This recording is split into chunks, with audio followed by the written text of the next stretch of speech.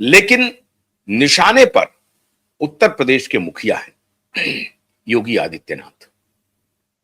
अब किनको इनसे दुश्मनी है, क्या दुश्मनी निकालना चाहते हैं? कुछ अपने ही लोग साजिश कर रहे हैं या बाहर वाले साजिश कर रहे हैं? बाहर वाले के साथ अपने लोग मिलकर के साजिश कर रहे हैं या बाहर वाले बाहर बाहर ही साजिश कर रहे हैं, अपने लोग अंदर अंदर साजिश कर रहे हैं? पता नहीं लग पा रहा है, लेकिन साजिश बहुत गहरी है और उनके निशाने पर 2027 का चुनाव है। उत्तर प्रदेश के मुख्यमंत्री योगी आदित्यनाथ इस प्रकार के 2 टर्म तक लगातार, अगर इस टर्म में वो जीतते हैं तो वो तीसरी बार मुख्यमंत्री बनेंगे। 2 टर्म वो मुख्यमंत्री बन चुके हैं लगातार और तीसरी बार वो बनने जा रहे हैं। ये किसी को पच नहीं रहा है, इसीलिए लगातार उत्तर प्रदेश में एक से एक साजिश की जा रही है।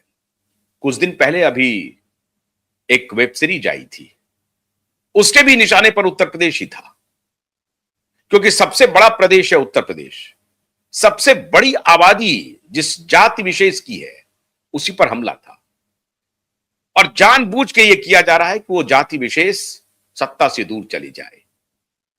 भारतीय जनता पार्टी के साथ जो वो जाति विशेष का लगाव है या वो जो वोटर बने हुए हैं उसको दूर किया जाए।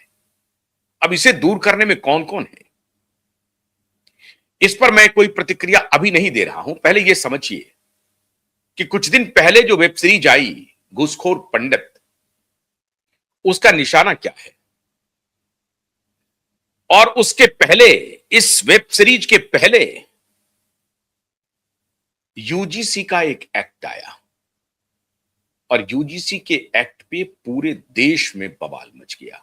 आज तक इतिहास में जो अंग्रेजों ने नहीं किया, जो तथाकथित सामाजिक न्याय के पुरोधाओं ने नहीं किया, वो काम वर्तमान केंद्र सरकार ने कर दिया।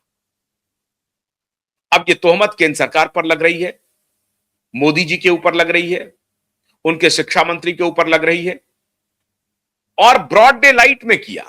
ऐसा भी नहीं था कि गलती से हो गई। जिस पार्लियामेंट्री कमेटी ने इसकी अनुशंसा की थी उसके चेयरमैन दिग्विजय सिंह थे, लेकिन उस अनुशंसा को हूबहू, अनुशंसा में यह नहीं था कि आपको इस तरह से यूजीसी एक्ट को इंप्लीमेंटेशन करने के लिए लाना है पब्लिक डोमेन में, लेकिन उसमें तोड़ मरोड़ करके यूजीसी एक्ट में जो प्रावधान हुआ उसमें एक वर्ग विशेष के खिलाफ सीधा सीधा नैरेटिव गढ़ने की कोशिश की गई और इसीलिए यह कहा जा रहा है कि क्या यह सुनियोजित साजिश है, यह पैटर्न है, ये यूं ही चीजें नहीं हो रही हैं। पहले यूजीसी एक्ट आया, उसके बाद घूसखोर पंडित रिलीज होता है और उसके बाद जो ताजा मामला आ रहा है मित्रों, वो तो बेशर्मी की पराकाष्ठा है। इस तरह की साजिश अगर हो रही है खासतौर से उत्तर प्रदेश में, तो बेहद दुखद है, निंदनीय है। आप कल्पना नहीं कर सकते हैं ऐसी साजिश हो सकती है, इतनी बारीक, इतनी महीन साजिश। बवाल मचा हुआ है उत्तर प्रदेश में और इस सबके निशाने पर एक ही काम है, एक ही एजेंडा है कि किसी प्रकार से योगी को रोको, योगी के कुनबे में मतभेद पैदा करो, विद्रोह पैदा करो और उनका जो वोट बैंक है वो तितर बितर हो जाए। और जब ये छिटकेगा तो दूसरी पार्टियां निकल जाएंगी और योगी तीसरी बार मुख्यमंत्री नहीं बन पाएंगे। निशाने पर सिर्फ और सिर्फ योगी हैं और मैं समझता हूं कि इस मामले में केंद्र सरकार की भूमिका संदेहास्पद है। जिम्मेदारी पूर्वक मैं यह बात कह रहा हूं। 27 में आपका चुनाव है और अभी चुनाव तमिलनाडु में होने हैं, अभी चुनाव पश्चिम बंगाल में होने हैं, अभी चुनाव आसाम में होने हैं और उसके पहले यूजीसी का इस तरह का विभाजनकारी एक्ट लागू करना और उसमें युवाओं को आप पूरी तरह से विभाजित कर देने का प्लान लेकर के आना, जिसमें आपको मालूम था कि यह विभाजन होगा, और शायद केंद्र प्रीम्प्ट नहीं कर सका, कैलकुलेशन नहीं कर सका कि यह बूमरैंग हो जाएगा, यह स्थिति उनके हाथ से बाहर निकल जाएगी। वैसा ही हुआ। उनको आशा थी कि जिस वर्ग के खिलाफ यूजीसी एक्ट में एक्ट बनाने की बात की जा रही है, वो वर्ग क्या करेंगे, थक हार करके हमारे साथ आएंगे। केंद्र को लग रहा था कि वो बंधुआ मजदूर हो गए हैं, वो उनके ही साथ रहेंगे, वो उनका साथ छोड़ेंगे कैसे। तो हमारा जो एक बड़ा वर्ग है, बड़ा चंक है वोट का, उसके तरफ एक टैक्टिकल शिफ्ट करते हैं और एक मास्टर स्ट्रोक चलाते हैं। और उसके भी निशाने पर सबसे बड़ा प्रदेश अगर है तो वो उत्तर प्रदेश है। लेकिन यहां लेने के देने पड़ गए। केंद्र ने यह अपेक्षा नहीं की थी, खासतौर से शिक्षा मंत्री जो माननीय श्रीमान धर्मेंद्र जी प्रधान है।